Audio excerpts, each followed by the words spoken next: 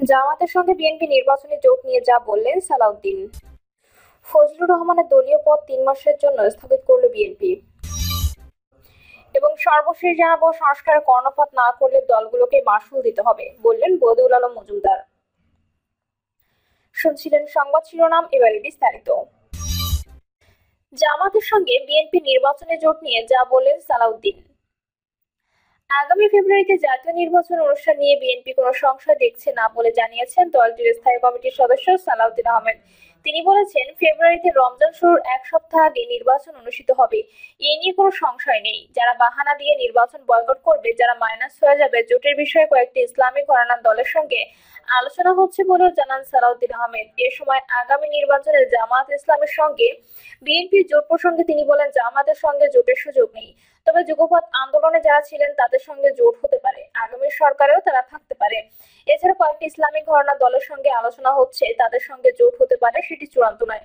ফ্যাসিবাদ বিরোধী জাতীয় ঐক্য ধরে রেখে সুষ্ঠু নির্বাচন অনুষ্ঠানের প্রত্যাশা বিএনপির। আর রাজনৈতিক ইতিহাসে ঐতিহাসিক ঘটনা হবে এবারে নির্বাচন বলেও জানান তিনি। পিআর বা গণপরিষদের দাবি মাঠ গরম করার রাজনৈতিক কৌশল বলে মনে করেন সালাউদ্দিন আহমেদ। জুলাই সনদ নিয়ে এক প্রশ্নের জবাবে তিনি বলেন, অঙ্গীকারনামার কিছু বিষয় অযৌক্তিক মনে করে বিএনপি। বিকল্প প্রস্তাব নিয়ে ঐকমত্য কমিশনের আলোচনার সময় দেওয়া হবে। সংবিধানের উপরে স্থান পায় এমন কোনো বিষয় গ্রহণযোগ্য হবে না। আলোচনার মধ্য দিয়ে রাজনৈতিক দলগুলো একটি অবস্থানে পৌঁছাবে বলে প্রত্যাশা তার। অন্তর্বর্তী সরকারের অধীনে নির্বাচন নিয়ে কোনো জটিলতা চায় না বিএনপি জানিয়ে তিনি বলেন, সবার ঐক্যমত্যে বর্তমান সরকার গঠিত হয়েছে। তত্ত্বাবধায়কের বিষয়টি পুনর্বহাল হওয়ার পরে পরবর্তী নির্বাচনে সেটি কার্যকর হতে পারে। এই সরকারের ঘোষিত সময়ের মধ্যে নির্বাচন হবে বলে প্রত্যাশা, অন্য কিছু ভাবার অবকাশ নেই।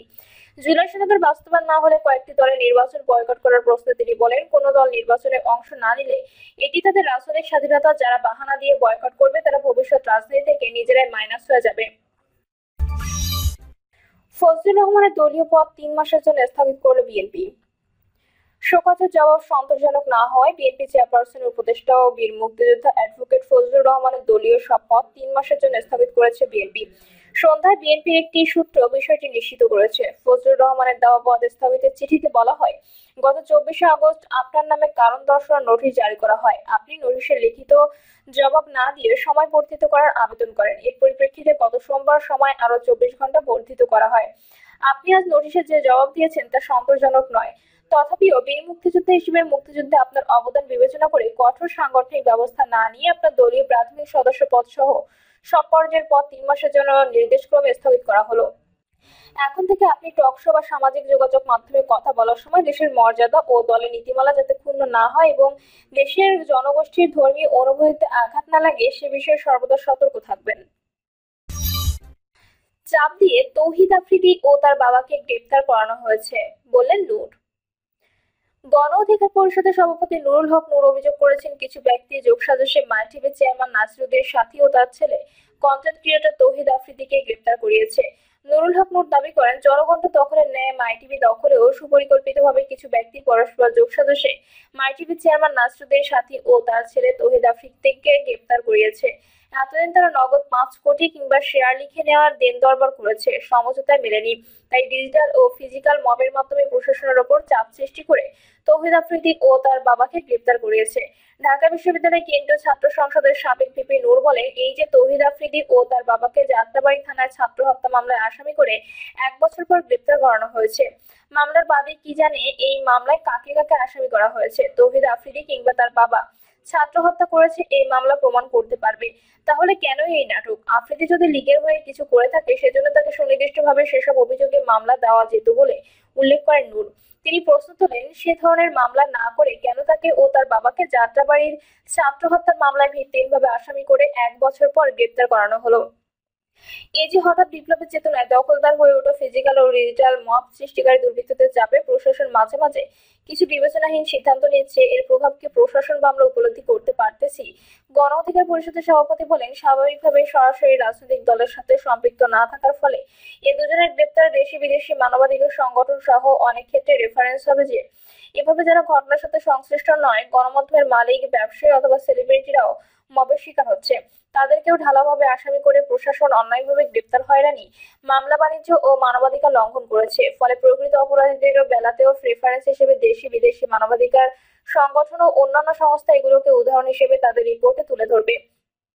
এই বিষয়টি হয়তো সাধারণ মানুষ অনেকেই বুঝবে না, তাদের জন্য বলা। মাঝে মাঝে নিশ্চয়ই দেখেছেন যুক্তরাষ্ট্র, অস্ট্রেলিয়া, কানাডা সহ পশ্চিমা দেশসমূহ লীগ আমলে বাংলাদেশ বিরোধী দলের উপর দমন পীড়ন নিয়ে রিপোর্ট দিত, ব্যবহার করবে।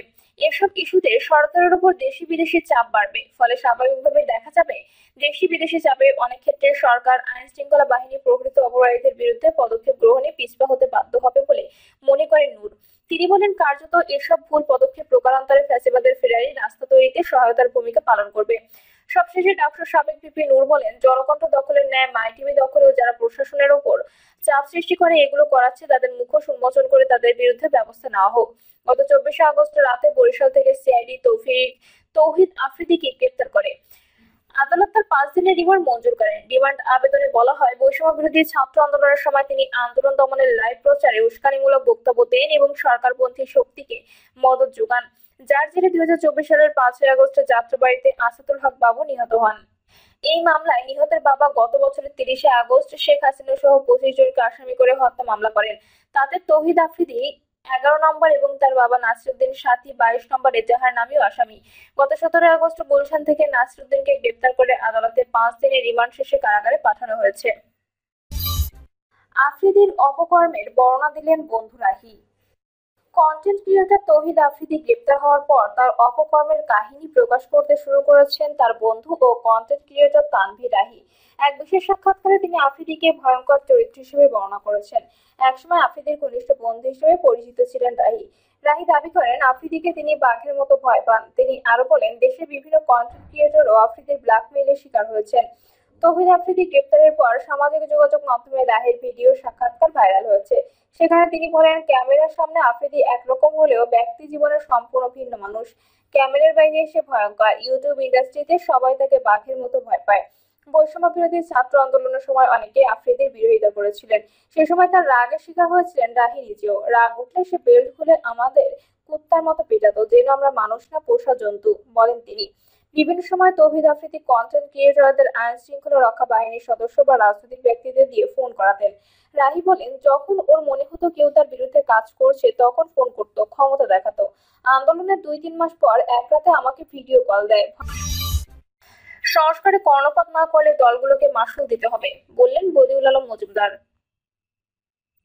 রাজনৈতিক দলগুলো যদি সংস্কারের বিষয়ে কর্ণপাত না করে তাহলে এর মাশুল তাদেরকে দিতে হবে বলে মন্তব্য করেছেন সুশাসনের জন্য নাগরিক এর সম্পাদক বদিউল আলম মজুমদার।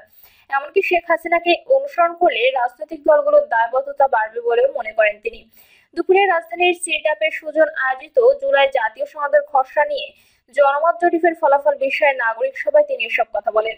জনমত জরিপে দেখা গেছে প্রায় 90% মানুষ বলেছে তারা দুর্নীতি দমন কমিশনকে সাংবিধানিক প্রতিষ্ঠান হিসেবে দেখতে চায়। সংবিধানের 70 অনুচ্ছেদ সংশোধনের